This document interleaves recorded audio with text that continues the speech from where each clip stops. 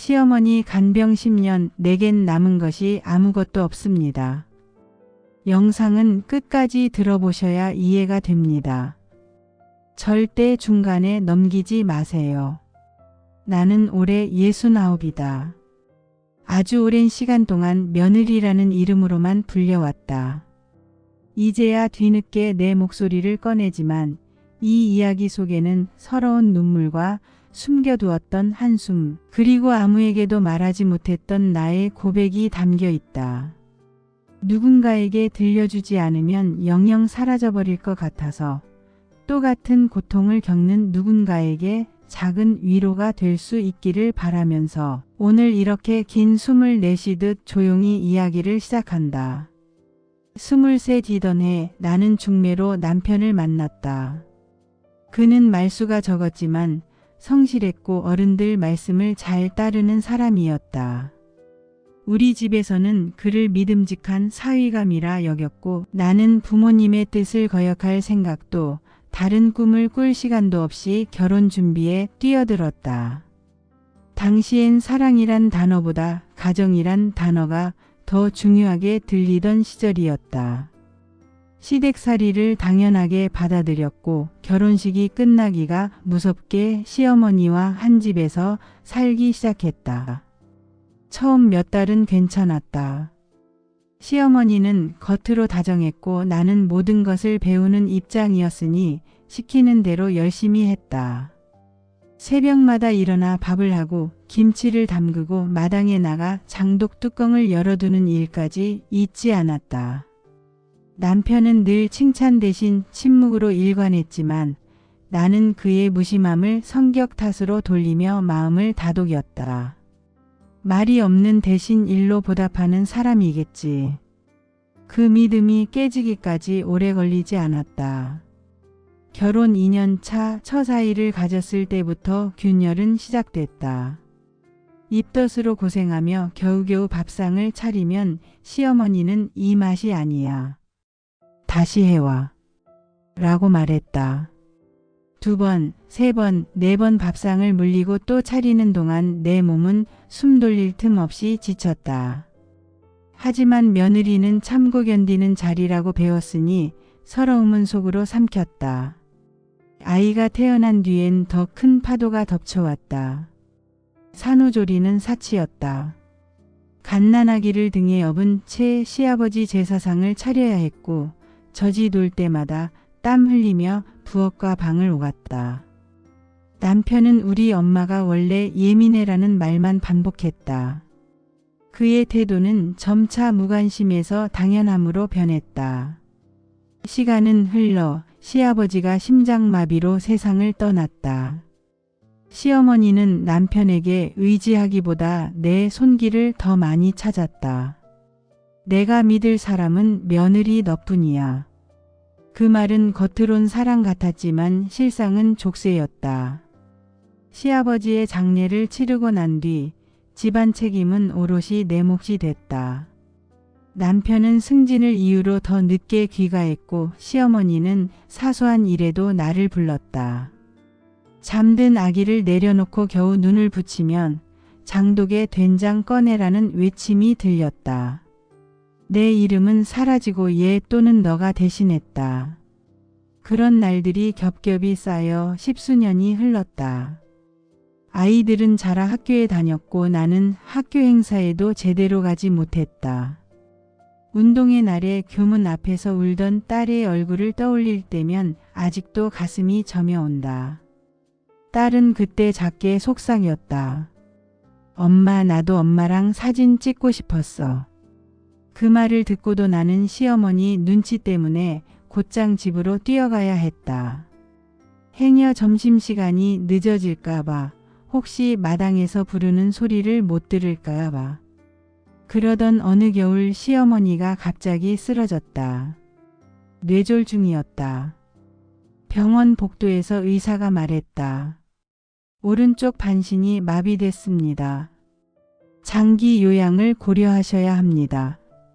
내 귀에 장기 요양이라는 단어가 크게 울렸다. 그때 시어머니는 베개를 베고 누운 채 손가락 끝조차 움직이기 힘들었지만 말은 또렷했다. 나는 집으로 갈 거야. 여긴 냄새가 나. 모두가 만류했지만 결국 집으로 돌아왔다. 남편은 어머니의 뜻이라며 병원 서류에 서명했고 나는 휠체어를 밀고 집 안으로 들어섰다. 그날부터 간병은 시작됐다. 새벽 5시 알람 소리가 아니라 시어머니의 기침 소리에 눈을 떴다. 온종일 기저귀를 갈고 죽을 끓이고 팔다리를 주무르고 물수건으로 몸을 닦아드렸다. 처음엔 그래도 가족이니까라는 마음으로 버텼다. 하지만 얼마 지나지 않아 시어머니는 날카로운 모서리를 드러냈다. 죽이 미지근해. 너 일부러 그러는 거지. 내가 늙었다고 무시하지 마. 작은 불만이 삐죽삐죽 튀어나오더니 어느새 온 방 안을 뒤덮는 가시가 되었다. 밤엔 2시간마다 부르셨다. 화장실 가야겠다. 팔이 저리다. 배가 고프다. 내 수면은 산산조각 났고 낮이면 눈꺼풀이 저절로 감겼다. 하지만 감겨선 안 됐다. 한순간 방심하면 시어머니는 곧장 소리를 질렀다. 잠깐 구독과 좋아요는 저에게 큰 힘이 됩니다. 이렇게 솔직한 이야기를 계속 듣고 싶으시다면 잊지 말고 눌러주세요. 고맙습니다. 다시 이야기로 돌아가겠습니다. 남편은 점점 더 멀어졌다. 회사에서 힘들다며 술자리가 잦아졌고 새벽에 비틀거리며 들어와선 냄새나는 양말을 아무데나 벗어두었다. 내가 한밤중에 그를 부축해 방으로 데려다 놓으면 그는 코를 골며 곧바로 잠들었다. 내 앞엔 잠든 남편, 옆방엔 잠들지 못하는 시어머니. 나는 테이블 끝에 앉아 초점 없는 눈으로 멍하니 새벽 공기를 들이마셨다. 그때 스스로에게 묻곤 했다. 나는 왜 아직도 여기 있을까? 자식들도 사정은 같았다. 아들은 결혼 후 분가하여 아내 회사 근처에 살며 한 달에 한 번 연락을 했다. 그마저도 아들아, 혹시 주말엔 잠깐 들를 수 있겠니? 라고. 내가 먼저 메시지를 보내야 겨우 이번 주말은 힘들 것 같아요. 엄마란 답이 왔다. 손주 돌잔치 날조차 시어머니 돌봄 대신 나 자신을 위해 하루를 쓰고 싶다는 내 말에 남편은 당신 빠지면 돌잔치 분위기가 어색해진다라며 허락하지 않았다. 나는 손주 첫 돌의 웃음 대신 시어머니의 새 기저귀 냄새를 맡으며 텅 빈 거실에 앉아 있었다. 딸은 그래도 내 편에 가까웠다. 멀리 떨어진 도시에서 어린아이 둘을 키우며 살았지만 자주 전화를 걸어왔다. 엄마 병원이라도 가봐. 엄마 목소리가 예전 같지 않아. 하지만 나는 늘 대답했다. 이러다 말겠지 뭐. 괜찮아. 딸의 휴대폰 너머로 들려오는 아이들 웃음소리에 마음이 뭉클해지면 나는 손에 들고 있던 혈압계를 내려놓고 창밖을 바라봤다. 겨울 햇살이 유리창에 부딪혀 자잘하게 부서지고 있었다. 그 빛이 내 손등의 주름 사이로 번질 때마다 살았다는 감각이 어렴풋이 느껴졌다. 그러나 그 감각은 금세 시어머니의 호출 소리에 깨졌다. 물 가져와. 간병 5년이 지나자 내 몸은 완전히 고장났다. 허리는 만성 통증으로 곱게 펴지지 않았고 손목 건초염 때문에 물컵 하나도 떨어뜨릴까 조심해야 했다. 병원에 가면 의사는 당장 무리하지 말고 휴식하세요 라고 했지만 휴식은 사치였다. 어느 날 샤워기 밑에서 쓰러질 뻔한 나를 보고 남편이 툭 내뱉었다. 당신 관리 좀 해. 당신 아프면 우리 엄마는 누가 돌봐? 그 말에 나는 웃어야 할지 울어야 할지 몰랐다. 내 아픔은 걱정의 대상이 아니라 시어머니 간병에 대한 위협이었던 것이다. 간병 8년 차에 작은 사건이 일어났다. 새벽에 시어머니를 일으키다 그만 내 허리가 뚝 하고 소리를 냈다. 나는 그대로 바닥에 주저앉았고 시어머니도 휘청이며 침대에 다시 쓰러졌다. 아랫집에서 쿵하고 천장을 두드리는 소리가 들렸고 남편은 그 소리에 놀라 방에서 뛰어나왔다. 그는 쓰러진 시어머니보다 바닥에 주저앉은 나를 먼저 보았다. 그러나 그 다음에 내뱉은 말은 뭐 하는 거야. 조심 좀 하지. 였다. 시어머니는 울음을 터뜨리며 전연이 일부러 그랬어. 라고 소리 질렀다.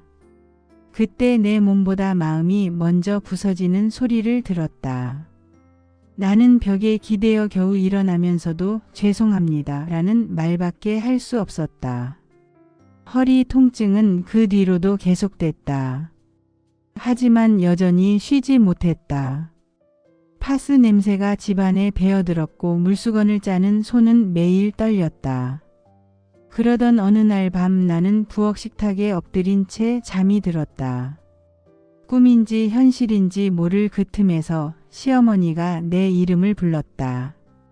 아무렴 내가 너 없으면 살 수 없겠니? 그녀의 목소리는 한때 부드러웠던 적이 있었다. 그러나 그 목소리는 이제 날카롭고 매섭고 서늘했다. 나는 그 목소리에 깨어 부엌 조명을 켰고 시계는 새벽 3시를 가리키고 있었다. 다시 방으로 들어가 시어머니의 얼굴을 살폈다. 미간이 잔뜩 찌푸려져 있었다. 언젠가 TV 속 배우가 고통은 표정에 남는다라고 말했던 장면이 떠올랐다. 하지만 지금 그 말이 내게 더 적절했다. 고통은 내 얼굴에도 시어머니 얼굴에도 이미 깊게 남아 있었다. 그리고 마침내 10번째 겨울이 왔다. 눈이 내리던 그날 집 안은 평소보다 적막했다. 남편은 회사 연수라며 지방에 내려가 있었고 나는 시어머니와 단둘이 있었다. 창밖엔 눈송이가 천천히 내려앉았다. 둘째 손주가 태어났다는 문자를 딸에게 받았지만 그 기쁨을 온전히 느낄 틈이 없었다. 시어머니는 오후 내내 말없이 천장을 바라보고 있었고 나는 희미한 예감에 휩싸였다. 무언가가 곧 터질 것 같다. 그 예감은 틀리지 않았다. 늦은 오후 시어머니가 갑자기 외마디 비명을 질렀다. 너 당장 나가. 나는 깜짝 놀라 침대 옆으로 다가가 이유를 묻고 두 팔을 붙잡았다. 그러자 시어머니가 몸을 떨며 말했다. 내 동생이 나보러 오겠다고 했다. 내가 있으면 내가 얼마나 창피하겠냐. 너 같은 며느리 둔 것도 수치인데 병든 내 꼴을 보여줘야 하니? 그 말을 듣는 순간 시간이 멈춘 듯 했다. 혈액이 거꾸로 흐르는 느낌, 가슴이 철렁 내려앉는 소리, 그리고 머릿속이 텅 비는 공포. 나는 한마디도 하지 못했다. 그 틈에 시어머니는 베개를 밀쳐냈고 숨이 가쁜 채로 내가 제발 부탁이야. 나가줘. 보고 싶지 않아라고 이어서 말했다. 그녀의 눈엔 공포와 증오가 동시에 있었다. 그리고 그 눈빛이 내 심장을 스쳤다. 그날 밤 남편에게 전화를 걸었다. 어머니가 나가라고 하시오. 한참을 침묵하던 남편은 조용히 말했다. 일단 며칠만 친정에 다녀와. 엄마 신경이 예민해서 그래. 친정 이미 부모님은 오래전에 돌아가셨고 친정이라고 할 집은 빈집이 된 지 오래였다. 남편은 그 사실을 알면서도 그렇게 말했다. 그 순간 나는 알았다. 그에게 나는 한 사람의 아내도 동지나 친구도 아니었다. 그저 어머니 간병인이었다. 내가 몸둘 곳을 찾지 못하고 멍하니 서 있을 때 딸에게서 전화가 왔다. 울먹이는 목소리로 엄마 여긴 멀지만 원룸 하나 구해줄게. 당장 나와. 딸의 목소리는 희미한 구명보트처럼 들렸다. 그 말에 겨우 발이 움직였다. 그날 밤 캐리어 하나에 옷 몇 벌과 수첩, 그리고 오래된 가족사진 몇 장만 챙겼다. 집을 나설 때 거실에 켜진 스탠드 불빛이 길게 등을 비췄다. 시어머니 방문은 굳게 닫혀 있었다. 나는 문 앞에서 한동안 귀를 기울였다. 숨소리도 부름도 없었다. 이게 정말 끝인가? 묵직한 의문을 품고 현관문을 닫았다. 찬바람이 코끝을 스쳤다. 발밑 시멘트 바닥이 낯설고도 자유로웠다. 동시에 너무 어두워서 눈물이 났다. 그 어둠 속에서 나는 처음으로 내 이름을 불러보았다. 정미숙 잘했어. 이제 살아보자. 나는 원룸에 처음 들어섰을 때 모든 것이 낯설고 어색했다. 창문 너머로 보이는 낡은 골목길과 이웃들의 소음, 그 모든 게 나에겐 너무 먼 세상이었다. 긴 세월 간병에 매여 있던 내 몸과 마음이 조금씩 이 공간에 적응하려 했었다. 처음으로 아침에 일어나 내가 원하는 시간에 차를 끓이고 TV 앞 소파에 앉아 아무도 부르지 않는 조용한 시간을 보냈다. 그때 문득 나는 내가 나라는 존재임을 다시 느꼈다. 누구의 며느리도 간병인도 아닌 오롯이 내 자신임을. 그동안 몸은 고장나 있었지만 마음은 더 심하게 부서져 있었다. 나는 일기를 쓰기 시작했다. 그날의 감정, 느낀 점, 후회와 다짐을 적으며 조금씩 나를 들여다보았다. 나는 너무 오랫동안 숨 쉬지 못했다는 생각이 들었다. 벽에 붙은 오래된 사진 속 젊은 시절의 내 모습이 새삼 낯설게 다가왔다. 나는 그 시절의 나에게 편지를 썼다. 잘 견뎌줘서 고마워. 이제부터는 너를 위해 살자고. 그러나 현실은 녹록지 않았다. 몸은 계속 아팠고 경제적으로도 힘들었다. 병원비, 생활비, 딸이 보내주는 작은 용돈만이 내 버팀목이었다. 시어머니가 요양병원에 입원한 소식을 듣고 마음 한편이 무너졌다. 내가 있었어도 달라질 게 없었겠지 하는 자책과 이제야 내가 나를 찾는다는 묘한 안도감이 교차했다. 손주가 찾아와 할머니 여기 좋아요. 물을 떼면 나는 미소를 지으려 애썼다. 그 아이에게 나는 여전히 사랑받을 존재이고 싶었다. 나는 작은 동네 모임에 참여했다. 처음엔 부끄러웠다. 남들 앞에 서서 말하는 일이 어색했다. 그러나 사람들과 이야기를 나누며 마음이 열렸다. 내 사연을 조심스레 꺼내자 누군가는 눈물을 흘렸고 또 다른 이는 고개를 끄덕였다. 나만 겪는 일이 아니구나 하는 생각에 큰 위로를 받았다. 점차 나는 지역 사회의 작은 힘이 되어가고 있었다. 며칠은 우울했고 또 며칠은 희망으로 채워졌다.